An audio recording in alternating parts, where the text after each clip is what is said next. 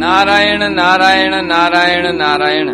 श्रीमद्भागवत तृतीय स्कंद अथ 12वां 12वां अध्याय। सृष्टि का विस्तार। श्री मैत्रेय जी ने कहा, विदुर जी, यहाँ तक मैंने आपको भगवान की काल रूप महिमा सुनाई। अब जिस प्रकार ब्रह्मा जी ने जगत की रचना की वह सुनिए। सबसे पहले उन्होंने अज्ञान की 5 वृत्तियां, तम यानी अविद्या, मोह अस्मिता, महामोह राग, तामिश्र ये द्वेष और अंधतामिश्र ये अभिनिवेश ये रची। किंतु इस अत्यंत पापमयी सृष्टि को देखकर उन्हें प्रसन्नता नहीं हुई। तब उन्होंने अपने मन को भगवान के ध्यान से पवित्र कर उससे दूसरी सृष्टि रची। इस बार ब्रह्मा जी ने सनक, सनंदन, सनातन और सनत कुमार ये 4 निवृत्ति परायण ऊर्ध्वरेता मुनि उत्पन्न किए। बोले सनकादिक भगवान की। अपने इन पुत्रों से ब्रह्मा जी ने कहा, पुत्रों तुम लोग सृष्टि उत्पन्न करो। किंतु वे जन्म से ही मोक्ष मार्ग, निवृत्ति मार्ग का अनुसरण करने वाले और भगवान के ध्यान में तत्पर थे, इसलिए उन्होंने ऐसा करना नहीं चाहा। जब ब्रह्मा जी ने देखा कि मेरी आज्ञा न मानकर ये मेरे पुत्र मेरा तिरस्कार कर रहे हैं, तब उन्हें असह्य क्रोध हुआ। उन्होंने उसे रोकने का प्रयत्न किया, किंतु बुद्धि द्वारा उनके बहुत रोकने पर भी वह क्रोध तत्काल प्रजापति की भौहों के बीच में से एक नील लोहित, नीले और लाल रंग के बालक के रूप में प्रकट हो गया। वे देवताओं के पूर्वज भगवान भव यानी रुद्र रो रो कर कहने लगे, जगत पिता विधाता, मेरा नाम और रहने के स्थान बतलाइए। तब कमल योनि भगवान ब्रह्मा ने उस बालक की प्रार्थना पूर्ण करने के लिए मधुर वाणी में कहा, रो मत, मैं अभी तुम्हारी इच्छा पूरी करता हूँ। देवश्रेष्ठ, तुम जन्म लेते ही बालक के समान ये फूट फूट कर रोने लगे, इसलिए प्रजा तुम्हें रुद्र नाम से पुकारेगी। बोलिए रुद्र भगवान की जय। तुम्हारे रहने के लिए मैंने पहले से ही हृदय, इंद्रिय, प्राण, आकाश, वायु, अग्नि, जल, पृथ्वी, सूर्य, चंद्रमा और तप ये स्थान रच दिए हैं। तुम्हारे नाम मन्यु, मनु, महिनस, महान, शिव, ऋतध्वज, उग्ररेता, भव, काल, वामदेव और धृतव्रत होंगे तथा ही, वृत्ति, उषना, उमा, नियुत, सर्पी, इला, अंबिका, इरावती, सुधा और दीक्षा ये 11 रुद्राणियां तुम्हारी पत्नियां होंगी। तुम उपर्युक्त नाम, स्थान और स्त्रियों को स्वीकार करो और इनके द्वारा बहुत सी प्रजा उत्पन्न करो, क्योंकि तुम प्रजापति हो। लोकपिता ब्रह्मा जी से ऐसी आज्ञा पाकर भगवान नील लोहित बल, आकार और स्वभाव में अपने ही जैसी प्रजा उत्पन्न करने लगे। भगवान रुद्र के द्वारा उत्पन्न हुए उन रुद्रों को असंख्य यूथ बनाकर सारे संसार को भक्षण करते देख ब्रह्मा जी को बड़ी शंका हुई। तब उन्होंने रुद्र से कहा, सुरश्रेष्ठ, तुम्हारी प्रजा तो अपनी भयंकर दृष्टि से मुझे और सारी दिशाओं को भस्म किए डालती है, अतः ऐसी सृष्टि और न रचो, तुम्हारा कल्याण हो। अब तुम समस्त प्राणियों को सुख देने के लिए तप करो, फिर उस तप के प्रभाव से ही तुम पूर्ववत इस संसार की रचना करना। पुरुष तप के द्वारा ही इंद्रियातीत सर्वांतर्यामी ज्योतिष स्वरूप श्री हरि को सुगमता से प्राप्त कर सकता है। बोले भक्त वत्सल भगवान की जय, कृष्णचंद्र भगवान की जय। श्री मैत्रेय जी कहते हैं, जब ब्रह्मा जी ने ऐसी आज्ञा दी तब रुद्र ने बहुत अच्छा कहकर उसे शिरोधार्य किया और फिर उनकी अनुमति लेकर तथा उनकी परिक्रमा करके वे तपस्या करने के लिए वन को चले गए। बोले शंकर भगवान की जय। इसके पश्चात जब भगवान की शक्ति से संपन्न ब्रह्मा जी ने सृष्टि के लिए संकल्प किया तब उनके 10 पुत्र और उत्पन्न हुए। उनसे ये लोक की बहुत वृद्धि हुई है। उनके नाम मरीचि, अत्रि, अंगिरा, पुलस्त्य, पुलह, क्रतु, भृगु, वशिष्ठ, दक्ष और 10वें नारद थे। इनमें नारद जी प्रजापति ब्रह्मा जी की गोद से, दक्ष अंगूठे से, वशिष्ठ प्राण से, भृगु त्वचा से, क्रतु हाथ से, पुलह नाभि से, पुलस्त्य ऋषि कानों से, अंगिरा मुख से, अत्रि नेत्रों से और मरीचि मन से उत्पन्न हुए। फिर उनके दाएं स्तन से धर्म उत्पन्न हुआ, जिसकी पत्नी मूर्ति से स्वयं नारायण अवतीर्ण हुए। बोले श्रीमन नारायण भगवान की जय। तथा उनकी पीठ से अधर्म का जन्म हुआ और उससे संसार को भयभीत करने वाला मृत्यु उत्पन्न हुआ। इसी प्रकार ब्रह्मा जी के हृदय से काम, मुंह से क्रोध, नीचे के ओठ से लोभ, मुख से वाणी की अधिष्ठात्री देवी सरस्वती, लिंग से समुद्र, गुदा से पाप का निवास स्थान, राक्षसों का अधिपति निरति, छाया से देवहूति के पति भगवान कर्दम जी उत्पन्न हुए। इस तरह ये सारा जगत कर्ता ब्रह्मा जी के शरीर और मन से उत्पन्न हुआ। विदुर जी भगवान ब्रह्मा की कन्या सरस्वती बड़ी ही सुकुमारी और मनोहर थी। हमने सुना है एक बार उसे देखकर ब्रह्मा जी काम मोहित हो गए थे। यद्यपि वह स्वयं वासनाहीन थी, उन्हें ऐसा अधर्ममय संकल्प करते देख उनके पुत्र मरीचि आदि ऋषियों ने उन्हें विश्वास पूर्वक समझाया, पिताजी आप समर्थ हैं, फिर भी अपने मन में उत्पन्न हुए काम के वेग को न रोककर पुत्री गमन जैसा दुस्तर पाप करने का संकल्प कर रहे हैं। ऐसा तो आपसे पूर्ववर्ती किसी भी ब्रह्मा ने नहीं किया और न आगे ही कोई करेगा।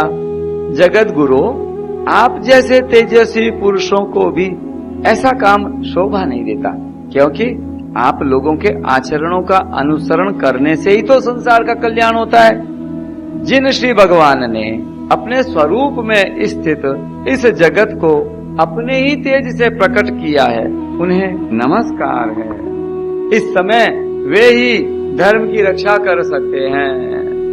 तो अपने पुत्र मरीचि आदि प्रजापतियों को अपने सामने जब इस प्रकार कहते देखा, प्रजापतियों के पति ब्रह्मा जी बड़े लज्जित हुए और उन्होंने उस शरीर को उसी समय छोड़ दिया। तब उस घोर शरीर को इन दिशाओं ने ले लिया। वही कुहरा हुआ, जिसे अंधकार भी कहते हैं। एक बार ब्रह्मा जी ये सोच रहे थे कि मैं पहले की तरह सुव्यवस्थित रूप से सब लोकों की रचना किस प्रकार करूं। इसी समय उनके 4 मुखों से 4 वेद प्रकट हुए।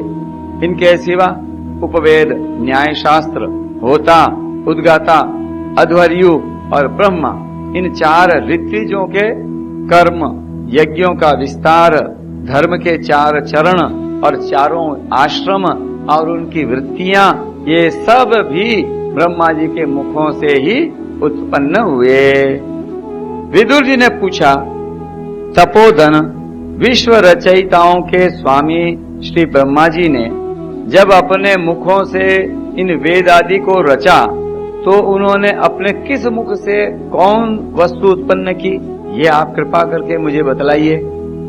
श्री मैत्रेय जी ने कहा, विदुर जी, ब्रह्मा ने अपने पूर्व, दक्षिण, पश्चिम और उत्तर के मुख से क्रमशः ऋक, यजु, साम और अथर्व वेदों को रचा तथा इसी क्रम से शस्त्र होता का कर्म, इज्जिया अध्वर्यु का कर्म, स्तुति स्तोम उद्गाता का कर्म और प्रायश्चित ब्रह्मा का कर्म, इन चारों की रचना की।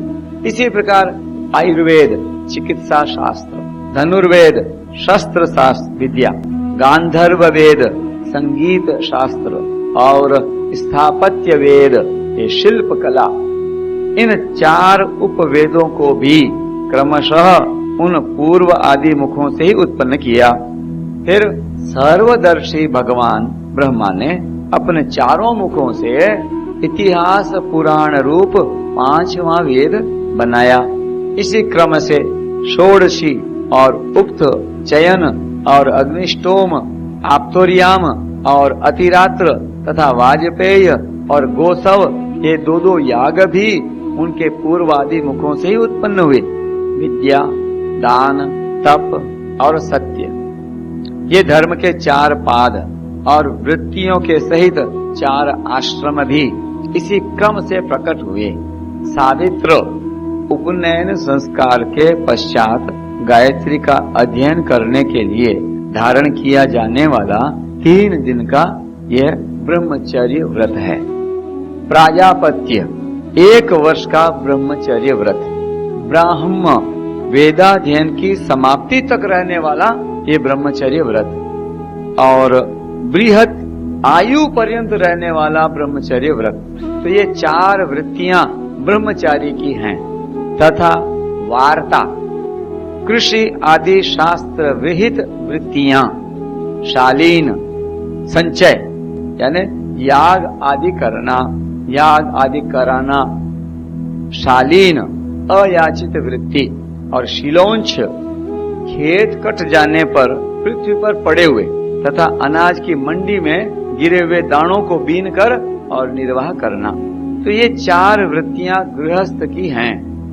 इसी प्रकार वृत्ति भेद से बैखानस बिना जोती हुई भूमि से उत्पन्न हुए पदार्थों से निर्वाह करने वाले, बालखिल्य नवीन अन्न मिलने पर पहला संचय करके रखा हुआ अन्न दान कर देने वाले, औदुंबर प्रातः काल उठने पर जिस दिशा की ओर मुख हो उसी ओर से फल आदि लाकर निर्वाह करने वाले, और फेनप अपने आप झड़े हुए फल आदि खाकर रहने वाले। ये 4 भेद वानप्रस्थों के तथा कुटी चक्र कुटी बनाकर एक जगह रहने और आश्रम के धर्मों का पूरा पालन करने वाले सन्यासी, बहुदक कर्म की ओर गौण दृष्टि रखकर ज्ञान को ही प्रधान मानने वाले ये सन्यासी, और हंस जो केवल ज्ञानाभ्यासी, और निष्क्रिय यानी परम हंस ज्ञानी जीवन मुक्त। तो ये 4 भेद सन्यासियों के हैं। इसी क्रम से आगे 4 विद्याएं, आन्वीक्षिकी ये मोक्ष प्राप्त करने वाली आत्म विद्या, त्रयी स्वर्ग आदि फल देने वाली ये कर्म विद्या, वार्ता खेती व्यापार आदि संबंधी ये विद्या, खेती व्यापार आदि संबंधी ये विद्या है वार्ता, और दंड नीति ये राजनीति। ये 4 विद्याएं तथा 4 व्याहृतियां, भूः भुवः स्वः ये 3 और चौथी महः को मिलाकर इस प्रकार 4 व्याहृतियां आश्वलायन ने अपने गृह्य सूत्रों में बतलाई हैं। एवं व्याहृतयः प्रोक्ता व्यस्ताः समस्ताः, अथवा भूः भुवः स्वः और महः ये 4 व्याहृतियां जैसा कि श्रुति कहती है, भूर्भुवः सुवरिति वा एतास्तिंस्त्रो व्याहृतयस्तासामु ह स्मैताम् चतुर्थी माह वाचमस्य प्रवेदयते महः इत्यादि। तो ये भी ब्रह्मा जी के 4 मुखों से उत्पन्न हुई तथा उनके हृदय आकाश से ओंकार प्रकट हुआ, उनके रोमों से पुष्णिक, त्वचा से गायत्री, मांस से हृष्टुप, स्नायु से अनुष्टुप, अस्थियों से जगति, मज्जा से पंक्ति और प्राणों से बृहति छंद उत्पन्न हुआ। ऐसे ही उनका जीव स्पर्श वर्ण ये कवर्ग आदि पंचवर्ग और देह ये स्वर वर्ण अकार आदि कहलाया। उनकी इंद्रियों को पुष्प वर्ण सह और बल को अंतःस्थ यरलव कहते हैं तथा उनकी क्रीड़ा से ये 7 स्वर निषाद, ऋषभ, गांधार, षडज, मध्यम, धैवत और पंचम ये 7 स्वर हुए। हे तात, ब्रह्मा जी शब्द ब्रह्म स्वरूप हैं। वे वैखरी रूप से व्यक्त और ओंकार रूप से अव्यक्त हैं तथा उनसे परे जो सर्वत्र परिपूर्ण परब्रह्म है वही अनेकों प्रकार की शक्तियों से विकसित होकर इंद्र आदि रूपों में भास रहा है। बोले सच्चिदानंद भगवान की जय। विदुर जी, ब्रह्मा जी ने पहला कामासक्त शरीर जिससे कुहरा बना था छोड़ने के बाद दूसरा शरीर धारण करके विश्व विस्तार का विचार किया। वे देख चुके थे कि मरीचि आदि महान शक्तिशाली ऋषियों से भी सृष्टि का विस्तार अधिक नहीं हुआ। अतः वे मन ही मन पुनः चिंता करने लगे। अहो, बड़ा आश्चर्य है, मेरे निरंतर प्रयत्न करने पर भी प्रजा की वृद्धि नहीं हो रही है। मालूम होता है इसमें दैव ही कुछ विघ्न डाल रहा है। जिस समय यथोचित क्रिया करने वाले श्री ब्रह्मा जी इस प्रकार दैव के विषय में विचार कर रहे थे, उसी समय अकस्मात उनके शरीर के 2 भाग हो गए।